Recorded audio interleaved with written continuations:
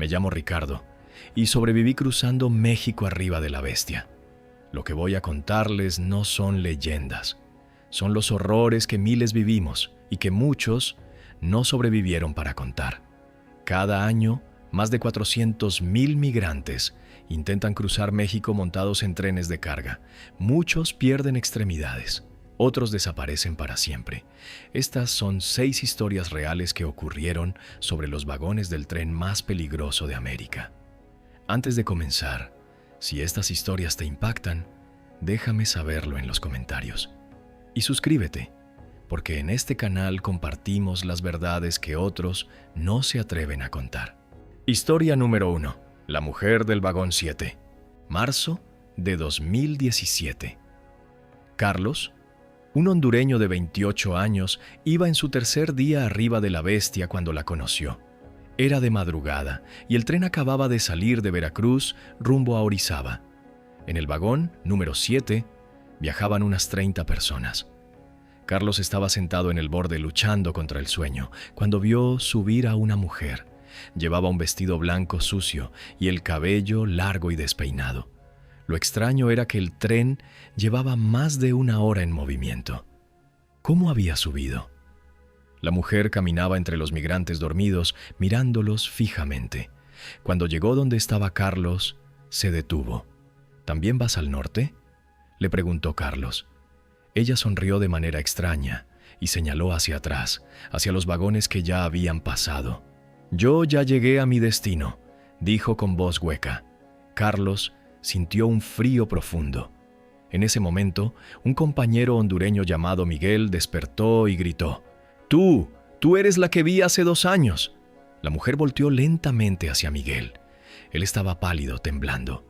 La vi en mi primer viaje, en este mismo vagón, con la misma ropa.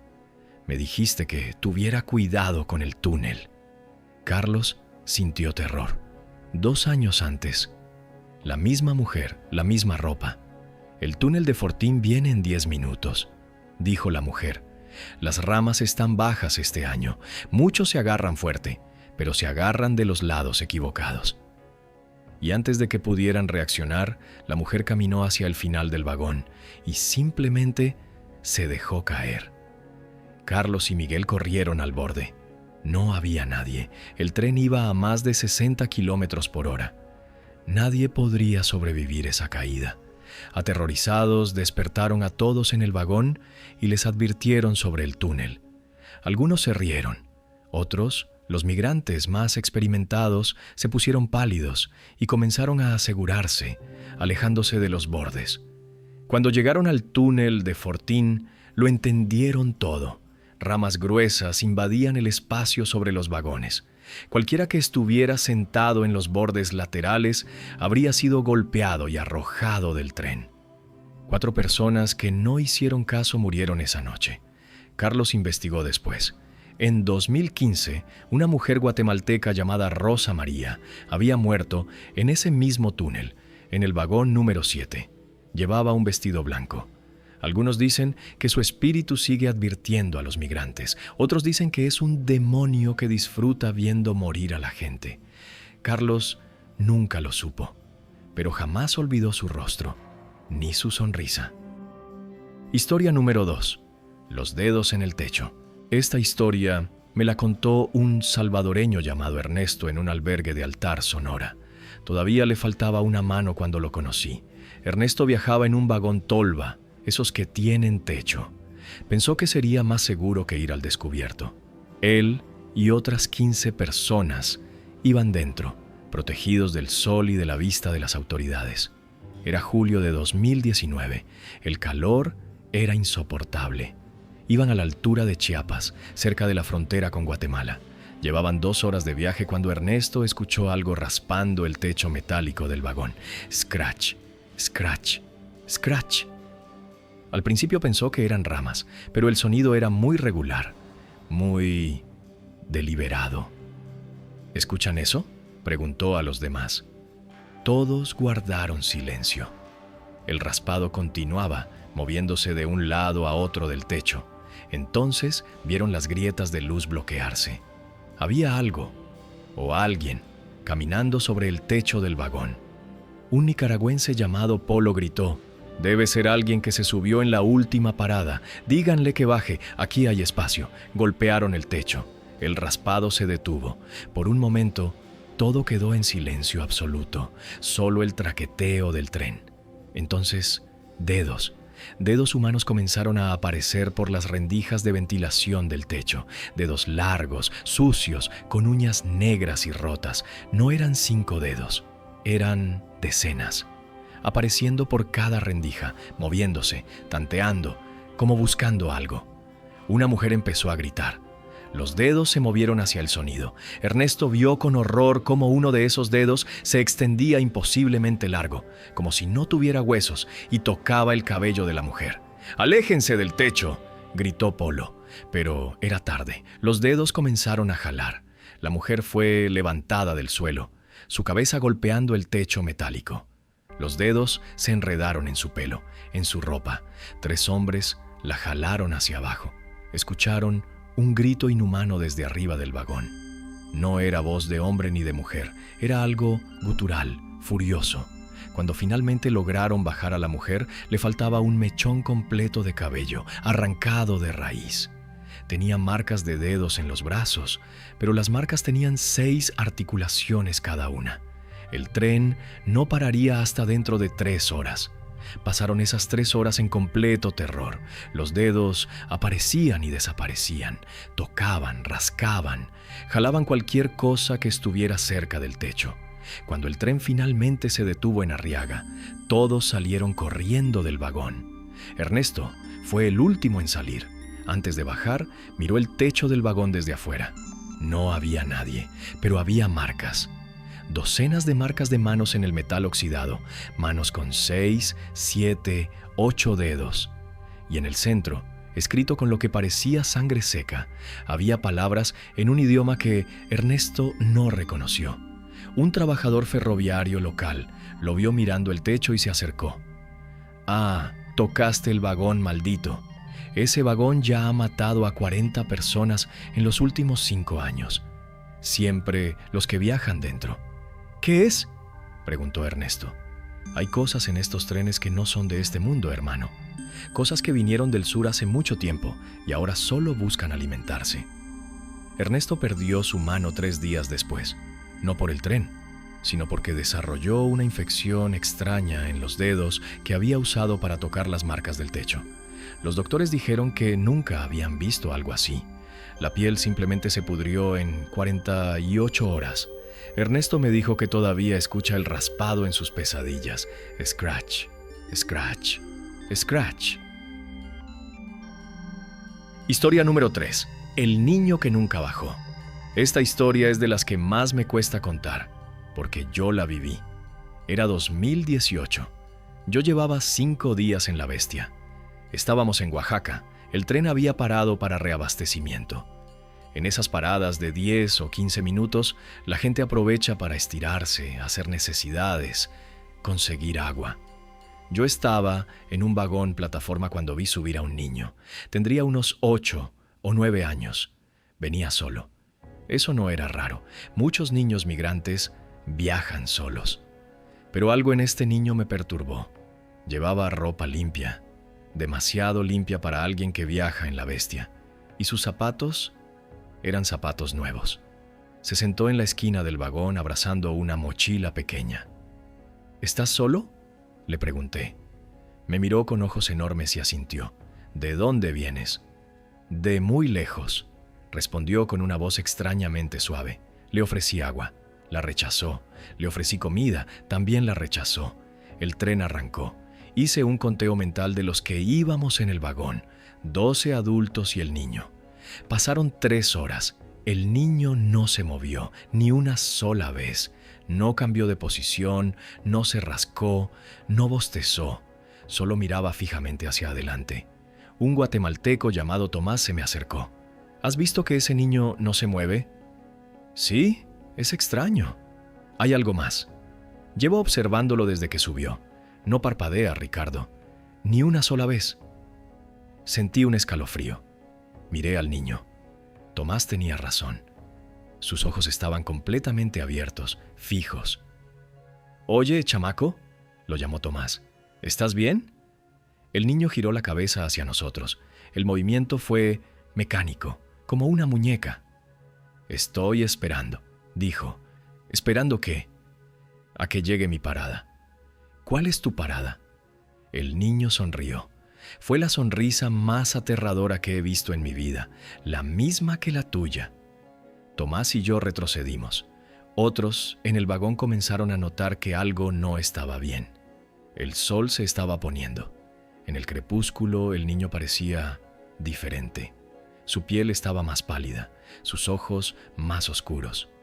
Una mujer hondureña se acercó a él. «Niño, ¿tienes familia? ¿Alguien te espera?». El niño la miró. «Mi familia está aquí. En el tren siempre ha estado aquí». «¿Dónde?». «No veo a nadie más». El niño señaló. «Debajo del vagón. Allá abajo. Todos los que se cayeron, todos los que perdieron el agarre, ellos son mi familia ahora. Y quieren más». La mujer gritó y retrocedió. En ese momento, el tren entró en un puente largo sobre un barranco. Debajo, en la oscuridad creciente, se podía escuchar el río. El niño se puso de pie por primera vez. «Alguien tiene que caer en este puente», dijo con esa voz suave. «Alguien siempre cae en este puente. Es la regla». Empezó a caminar hacia el borde del vagón. «¡Deténganlo!», grité. 3 hombres lo agarraron. El niño era sorprendentemente fuerte. Se retorcía con una fuerza que no era natural para su tamaño. «¡Suéltenme! Alguien tiene que caer. Si no soy yo, será uno de ustedes». El tren se balanceó violentamente. Una de las ruedas había golpeado algo en las vías. Tomás perdió el equilibrio. Lo vi resbalar hacia el borde. Lo agarré del brazo en el último segundo. Su cuerpo colgaba fuera del vagón sobre el abismo oscuro del barranco. El niño sonreía. «¿Ves? Alguien siempre cae». Con todas mis fuerzas jalé a Tomás de vuelta al vagón. Otros nos ayudaron. Cuando finalmente estaba a salvo y me giré para enfrentar al niño, no estaba. Había desaparecido. Revisamos todo el vagón. Preguntamos a los vagones adelante y atrás cuando el tren volvió a parar. Nadie vio bajar a ningún niño, pero cuando llegamos al siguiente pueblo y preguntamos a los ferroviarios, uno viejo me dijo: «¿Un niño de 8 o 9 años, ropa limpia, zapatos nuevos?». «Sí». Ese niño lleva apareciendo en este tren desde 1987. Ese año, un niño se cayó en el puente que acabas de cruzar. Dicen que su espíritu sigue en la bestia y que cada vez que el tren cruza ese puente, busca compañía. Investigué después. Entre 1987 y 2018, 127 personas han muerto cayéndose en ese puente específico. Ninguno de ellos era descuidado. Ninguno estaba dormido. Todos reportaron haber visto a un niño momentos antes de caer. Tomás sobrevivió, pero dejó la bestia esa misma noche. Me dijo que prefería caminar el resto del camino a volver a subir a ese tren. A veces todavía sueño con ese niño y con su sonrisa. Si estas historias te están impactando, déjame saberlo en los comentarios. Y recuerda suscribirte porque estas son experiencias reales que miles de migrantes han vivido. Las siguientes 3 historias son aún más perturbadoras. Historia número 4. La llamada desde las vías. Historia número 4. La llamada desde las vías. Ciudad de México. Un tramo urbano de la bestia. Sandra era una mujer nicaragüense de 35 años que viajaba con su hermano menor, Julio, de 22. Llevaban 2 semanas en el tren. Julio había guardado su celular en una bolsa de plástico para protegerlo. No tenía señal la mayor parte del tiempo, pero lo conservaba porque tenía fotos de su familia. Era medianoche cuando el celular de Julio sonó. Todos en el vagón se sobresaltaron. ¿Cómo era posible? Estaban en medio de la nada, entre Querétaro y Guanajuato. Julio sacó el teléfono. La pantalla mostraba una llamada entrante. El número era el suyo propio. «Eso es un error del sistema», dijo Sandra. «No contestes». Pero Julio, curioso, contestó. «¿Hola?». Del otro lado de la línea se escuchó su propia voz. «Julio, Tienes que saltar. ¿Qué? ¿Quién es? Soy tú. Tienes que saltar del tren ahora. Es la única forma. Julio miró a su hermana, completamente pálido. Es mi voz, Sandra. Es exactamente mi voz. Sandra le arrebató el teléfono. ¿Quién demonios es? La voz al otro lado cambió. Ahora era la voz de Sandra. Hermanita, hace tanto que no te veo. ¿Me extrañas? Sandra casi suelta el teléfono. La voz era exacta. Las inflexiones, el tono, todo. Esto es una broma de mal gusto, dijo colgando.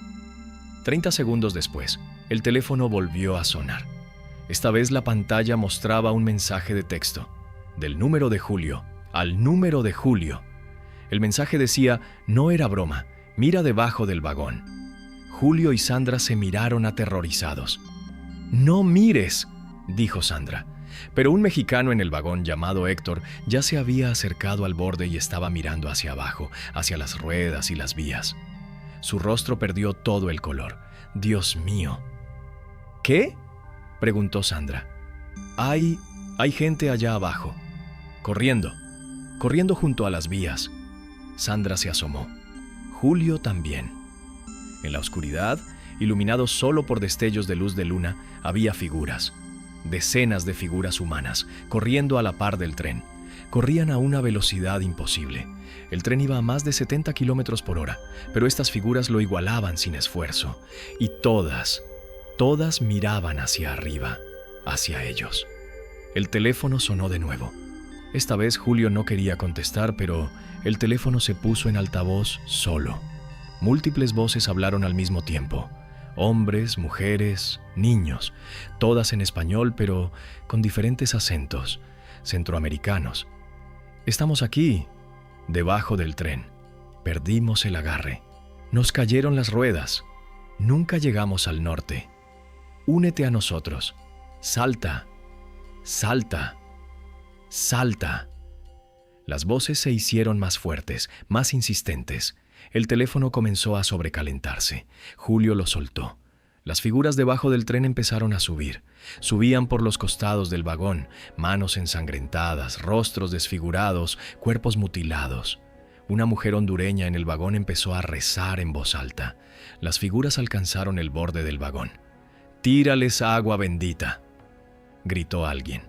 Una señora sacó una pequeña botella de agua bendita que llevaba y la arrojó. Donde cayó el agua, las figuras se desvanecieron con gritos agudos, pero seguían subiendo. Demasiadas. Julio agarró el teléfono, ahora ardiendo, y lo arrojó con todas sus fuerzas lejos del tren. En el momento en que el teléfono salió volando, todas las figuras desaparecieron. Simplemente se desvanecieron en el aire. El vagón quedó en silencio absoluto, excepto por el traqueteo del tren. Héctor, el que había visto primero a las figuras, se acercó a Julio. «Hermano, tu teléfono. ¿Desde cuándo lo tienes?» 2 años. ¿Por qué? ¿Dónde lo compraste? Me lo vendió un coyote en Tapachula. Dijo que era de un migrante que ya no lo necesitaba. Héctor negó con la cabeza. Ese teléfono perteneció a alguien que murió en el tren y llevaba consigo los espíritus de todos los que han muerto en estas vías. Los estabas cargando contigo. Sandra y Julio continuaron su viaje, pero Julio desarrolló una paranoia extrema. Cada vez que alguien sacaba un celular, entraba en pánico. 3 meses después de llegar a Estados Unidos, Julio desapareció. Lo encontraron 2 días después, en las vías del metro de Los Ángeles. Se había arrojado frente a un tren. En su bolsillo encontraron una nota escrita con su letra. No puedo quitarme sus voces de la cabeza. Siguen llamándome. Dicen que debo estar con ellos. Sandra me contó esta historia en 2019, en un refugio de Los Ángeles. Todavía cargaba con la culpa. Y me hizo jurar que nunca comprara un teléfono de segunda mano en la ruta de la bestia, porque nunca sabes qué más viene con él. Historia número 5. El vagón que no debía existir. Esta historia me la contó un maquinista mexicano retirado llamado Don Esteban en 2020. Él operó trenes de carga durante 35 años. Conocía a la bestia mejor que nadie. Lo que voy a contarte, me dijo, Me costó mi carrera, nadie me creyó, pero sé lo que vi. Era diciembre de 2014. Don Esteban conducía una formación de 32 vagones desde Chiapas hacia Veracruz. Sabía que llevaba migrantes, siempre los llevaba. Era parte de la realidad de ese trabajo. Eran las 3 de la mañana cuando notó algo extraño en su monitor de carga. El sistema mostraba 33 vagones. Eso es imposible, pensó. Yo mismo conté 32 al salir de Arriaga. Revisó el sistema. Error de software, asumió, pero la señal persistía. 33 vagones. Decidió verificar visualmente en la próxima estación. Cuando el tren se detuvo en Matías Romero, don Esteban bajó con una linterna y caminó junto a la formación contando 1, 2, 3, 31, 32. Y ahí estaba, un vagón número 33. Era un vagón tolva antiguo, oxidado, con un número pintado en el costado. 1313. Qué raro, pensó. No recuerdo haber enganchado este vagón. Se acercó. El vagón olía mal, a carne descompuesta. Tocó la puerta lateral. Estaba tibia, no debería estar tibia. Era diciembre y hacía frío. Desde dentro del vagón escuchó voces susurrando, decenas de voces. Hablando en español, pero no podía entender las palabras. ¿Hay alguien ahí?, preguntó. Las voces se detuvieron. Silencio absoluto. Entonces, una sola voz respondió desde adentro. Una voz de hombre viejo. «¿Nos puede soltar, maquinista? Ya llegamos a nuestro destino. ¿Cuántos son ahí dentro?» Silencio. Luego, «Ya no lo sabemos. Hemos estado viajando mucho tiempo». Don Esteban sintió terror. Algo estaba profundamente mal. ¿De dónde subieron? Nunca subimos, maquinista. Nunca bajamos. Solo viajamos. Don Esteban retrocedió. Corrió de vuelta a la locomotora y llamó por radio a la estación. Necesito que revisen mi formación. Tengo un vagón extra que no debería estar aquí. Vagón número 1313. El despachador revisó los registros. Don Esteban, su formación registra 32 vagones. No hay ningún vagón 1313 en nuestro inventario activo. Ese número fue retirado hace 40 años. Pero está aquí. Lo estoy viendo. Don Esteban, ¿ha estado bebiendo? Furioso, don Esteban colgó. Decidió que al llegar a Veracruz, lo reportaría formalmente. Reinició el viaje. El tren avanzó normalmente durante 2 horas. Entonces, su radio crepitó con estática. De la estática emergió una voz: «Maquinista». Era la misma voz vieja del vagón 1313. «¿Cómo está en mi radio?», gritó don Esteban. «Queremos que sepa que apreciamos su servicio. Ha transportado a muchas almas hacia el norte. Muchas llegaron. Muchas. No». ¿Qué demonios significa eso? El vagón 1313 fue retirado en 1974, maquinista. ¿Sabe por qué? Don Esteban no respondió. Porque se cerró con 89 migrantes dentro. Los encerraron por accidente en un patio de maniobras en Guatemala. El vagón estuvo perdido en un ramal abandonado durante 4 meses. Cuando lo encontraron, todos estaban muertos. Hambre, sed, se habían comido entre ellos al final. Don Esteban sintió náuseas. El vagón fue destruido, convertido en chatarra. Pero algunos vagones no mueren, maquinista. Algunos siguen viajando y recogen pasajeros. ¿Qué quiere de mí? Solo queremos llegar al norte, como todos. Seguiremos conectados a su formación hasta que crucemos la frontera. No se asuste, no le haremos daño, a menos que intente separarnos. Don Esteban miró su monitor. Todavía mostraba 33 vagones. El resto del viaje fue una pesadilla. Cada vez que miraba por el espejo lateral de la locomotora, podía ver el vagón 1313. A veces, veía caras en las pequeñas ventanas. Caras pálidas, demacradas, muertas. Cuando llegó a Veracruz, el vagón seguía ahí. Don Esteban estaba desesperado. Reportó el vagón fantasma a sus superiores. Le hicieron pruebas de drogas, todo salió negativo, lo enviaron a evaluación psicológica. Los psicólogos dijeron que había desarrollado estrés postraumático por ver tantas muertes de migrantes en las vías. Lo pusieron en licencia administrativa. 3 meses después, fue oficialmente retirado por inestabilidad mental. Don Esteban nunca volvió a trabajar en trenes.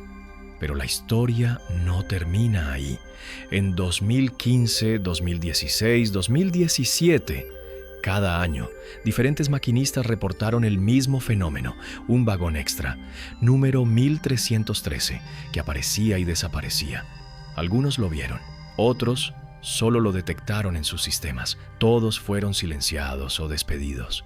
La empresa ferroviaria nunca reconoció oficialmente estos reportes, pero los trabajadores veteranos lo saben y evitan trabajar el turno de 3 de la mañana en la ruta Chiapas-Veracruz. Don Esteban murió en 2021, de causas naturales, dijeron, pero en su funeral su hija me contó algo. La noche antes de morir, don Esteban despertó gritando. Decía que podía escuchar el silbato de un tren y voces llamándolo. Historia número 6. El último vagón. ¡Ya nos vamos, maquinista! Ya es hora de llegar al norte, y esta vez vienes con nosotros. La autopsia mostró que murió de un infarto masivo, pero su hija me mostró algo que encontró en su mesita de noche, un boleto de tren antiguo, de 1974, y escrito a mano en el reverso, vagón 1313, destino final. Don Esteban nunca tuvo ese boleto antes. Esta es mi historia, la razón por la que dejé la bestia y nunca volví. Era mi 6º día en el tren, julio de 2018. Íbamos pasando por Guanajuato. Yo viajaba con un grupo de 5 personas, 3 hondureños, un salvadoreño y un guatemalteco llamado Miguel. Nos habíamos hecho compañía desde Chiapas, nos cuidábamos las espaldas. Era mediodía. El calor era terrible. Estábamos en un vagón plataforma en el medio de la formación. Miguel, que era el más experimentado, nos dijo, nunca vayan al último vagón después del anochecer. ¿Por qué?, pregunté. Porque el último vagón no es para los vivos. Nos contó que en todos los trenes de carga de México existe una regla no escrita entre los migrantes. El último vagón se deja vacío después de que oscurece. Es territorio de los que no llegaron, de los que se cayeron, de los que murieron en el camino. Es superstición, dijo uno de los hondureños, un tipo grande llamado Rafa. Llámalo como quieras, respondió Miguel. Pero si valoras tu vida, no vayas al último vagón de noche. Todos asentimos. No había razón para arriesgarse. Pasaron las horas. El sol se puso. El tren continuó su marcha interminable. Alrededor de las 11 de la noche, Rafa dijo que necesitaba orinar. Se fue hacia atrás del tren. Pasaron 10 minutos, no regresaba. «Voy a buscarlo», dije. Miguel me agarró del brazo. «No vayas hasta el último vagón. No voy a ir hasta allá, solo voy a ver dónde está Rafa». Caminé hacia atrás, saltando de vagón en vagón. Era peligroso en la oscuridad, pero ya tenía práctica. Pasé 1, 2, 3 vagones. No había señal de Rafa. Cuando llegué al penúltimo vagón, lo vi. Rafa estaba de pie en el borde del último vagón. «¡Rafa!», grité. «¿Qué haces ahí?». No respondió, solo miraba fijamente hacia el interior del último vagón. Me acerqué con cuidado. «Rafa, Miguel dijo que no viniéramos aquí». Cuando llegué junto a él, finalmente habló. «Ricardo, ¿ves lo que yo veo?». Miré hacia el interior del último vagón. Estaba lleno de gente, decenas, tal vez cientos de personas apretadas en ese vagón. Hombres, mujeres, niños, todos en silencio absoluto. Todos mirándonos. «¿Cómo?», empecé a decir. «No había nadie ahí hace 2 horas cuando pasamos». Rafa dio un paso hacia ellos. «Rafa, no». «Me están llamando», dijo con voz extraña. «Dicen que hay espacio, que viaje con ellos, que es más seguro». «Rafa, regresa aquí ahora». Pero Rafa dio otro paso. Estaba a punto de subir al último vagón. Lo agarré del brazo y jalé con todas mis fuerzas. En el momento en que lo jalé, todas las figuras en el último vagón se movieron al unísono, extendieron sus manos hacia nosotros. ¡Quédate!, susurraron al unísono. ¡Quédate con nosotros! Jalé a Rafa de vuelta al penúltimo vagón. Él luchó contra mí. Tengo que ir. Me están esperando. Es mi familia. Tu familia está en Honduras, idiota. De repente, Rafa se detuvo. Parpadeó varias veces como despertando. Ricardo, ¿qué estoy haciendo aquí? Casi te subes al último vagón. Se puso pálido. Yo no recuerdo haber venido hasta acá. Lo último que recuerdo es ir a orinar junto al tercer vagón. Miramos de nuevo hacia el último vagón. Estaba completamente vacío, ni una sola persona, como si nunca hubieran estado allí. Pero en el piso del vagón había algo que me heló la sangre. Marcas, cientos de marcas de manos, como si muchas personas hubieran intentado salir raspando el metal. Y en el centro del vagón, escrito con lo que parecía sangre vieja: no llegaron, no llegarán, no llegarás. Rafa y yo corrimos de vuelta a nuestro vagón. No le contamos a los demás exactamente lo que vimos, solo dijimos que nos habíamos perdido temporalmente. Pero esa noche, ninguno de los dos pudo dormir. Cada vez que cerraba los ojos veía esas figuras, esos cientos de rostros mirándome en silencio. 3 días después llegamos a Altar, Sonora. Nos separamos ahí. Cada quien siguió su ruta. Yo crucé a Estados Unidos por el desierto. Esa es otra historia de terror. Rafa intentó cruzar por Tijuana. Nunca lo logró. Me enteré 6 meses después por un amigo en común que Rafa había desaparecido. Lo último que alguien supo de él fue que estaba esperando el tren en Mexicali. Iba a intentar cruzar la frontera escondiéndose en un vagón de carga. Nunca llegó al otro lado. Su familia en Honduras contrató a alguien para buscarlo.